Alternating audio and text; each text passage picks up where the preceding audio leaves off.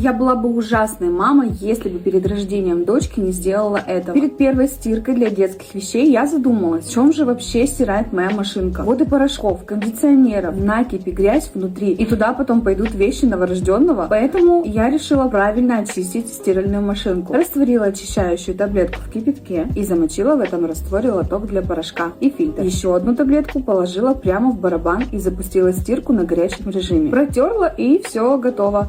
Никакой накипи, запахов и грязи. Теперь я спокойна за вещи. Если вы тоже готовитесь к рождению ребенка, сохраните это видео, чтобы не забыть сделать так же.